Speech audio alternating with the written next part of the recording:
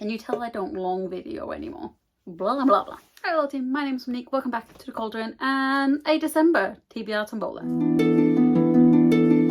As you didn't know, this Bookwitchreviews is my channel, and it is the 1st of December, which means it is time for a new TBR and the very last one of 2022, which is exciting and also terrifying because I don't know where time has gone whatsoever. Also, obviously, we have the artificial light because it is dark outside now when I finish work, which I think is rude.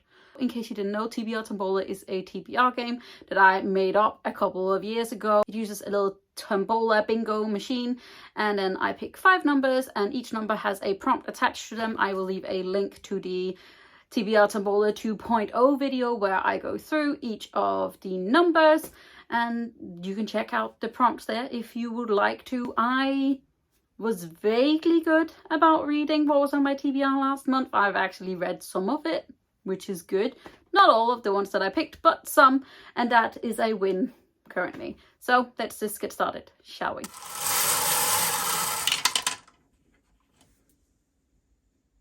First up, we have number 67, which is Girlfriend's Choice. And I sent my girlfriend a lovely little picture of these 3 books. This is The Raven Boys by Maggie Stiefwater, Sleeping Giants by Sylvania Nouvelle, and The Blood Trials by N.E. Davenport to pick from. And she picked The Blood Trials. Very excited about this one. I have heard very, very good things. I believe that it is a new adult fantasy sort of Hunger Games dystopia fantasy sort of thing. I know that we are following a young woman who enters these war trials that I believe ends up being a leader or like an elite warrior of some kind that's like higher up in the hierarchy. But she doesn't do it for fame and fortune. She does it for revenge for her grandfather.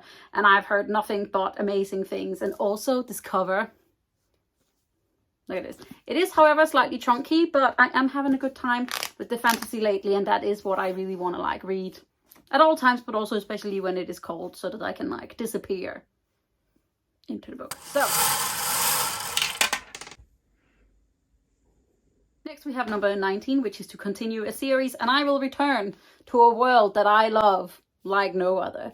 So this is Crowbones by Anne Bishop, which is one of her standalone novels set in her Others universe. Anne Bishop and me go way, way, way back, probably before I should have been reading her. And her Others universe is one of my absolute favorite. It is a world that is much like ours, but where we are not the prominent species, we are not the prominent predator, and there is a whole host of sort of almost mythical creatures that are slightly different, that take shapes like humans, but they are in no way humans, and they will eat humans at any point that they can, if they want to. Like if you're annoying, they'll just eat you. Crowbones follow a character that we meet in Lake's Edge, I believe, which is sort of a middle-aged divorced woman who ends up sort of taking care of an inn in the middle of others' territory. And I miss these characters, and I haven't read this. Normally I read them immediate upon release, but I haven't read this because I wanted to reread, and I may still reread Lake's Edge, but other than that, I'm so excited about this.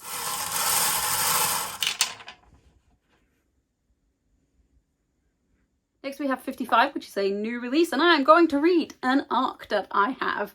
This is The Luminaries by Susan Dennard, which is a YA magical realism. In The Luminaries, we meet Winnie Wednesday, who is a part of the population in Hemlock Falls, but Hemlock Falls isn't like other towns. You can't find it on your map, your phone won't work, and the forest may or may not decide that it wants to kill you.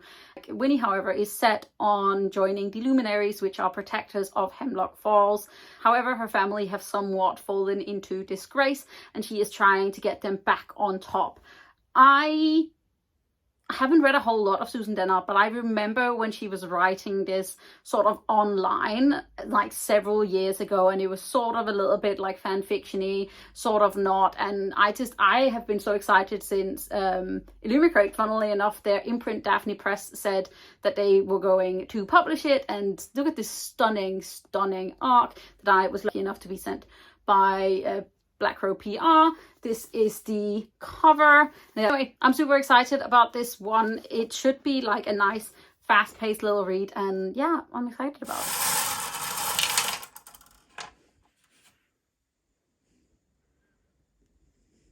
Number 86 is a chance card, and no, I have made my own chance card. I don't know where they are right now. So these are the Middlegrade chance cards, and there are prompts on these, and I will pick one of these, and then I will pick a book out from that, because I'm having a surprisingly hard time figuring out what I actually wanted on this TBR.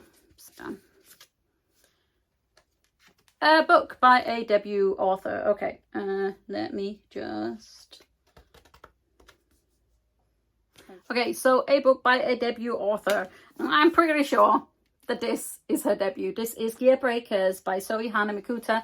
The sequel has already come out. I wanted to read this so bad last year when it came out, and it didn't happen. And now I feel like I have a solid amount of fantasy on this TBR already. So we're going to put some sci-fi in here. We are talking sapphic, rebellion, giant robots, and I believe a sort of like accidental prison romance, because two rebellious women end up in prison at the same time. They're coming from different sides, but they're working towards the same cause. And I love this cover, and I desperately want to read it because it just looks so very, very good.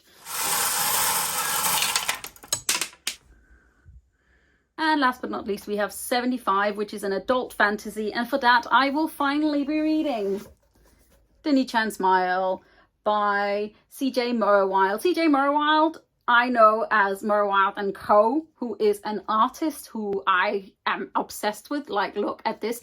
And this is her very first indie published novel. The Blood of Torbat comes out early next year.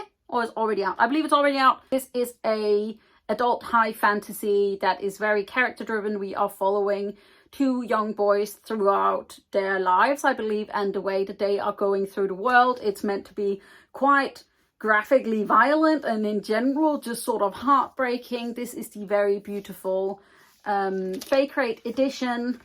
Look at the stunners. And obviously, like, Murrowild has also put like sketches in the beginning. Look, full color sketches of the babies, and I have been meaning to pick this up for a while. It read very, very adult, so please check out. I believe there's quite a lot of trigger warnings for this one as well, if you are interested in picking it up. But I also just really want to read it because I need to know whether I desperately need the Fake Rate edition of Blood of Torbat as well, but it's very expensive because I have to get it sent over.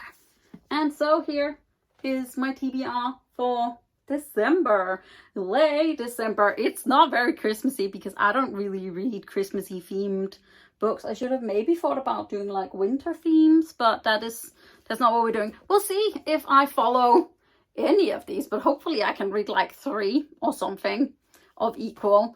I don't know. This has felt like a very long video to make, which is a surprise because normally it doesn't take me very long.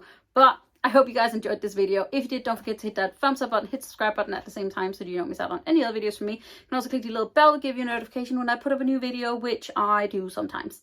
But other than that, I hope that you're doing good, and you hope you know that I'm proud of you. And then happy Christmas, happy holidays, team. Bye.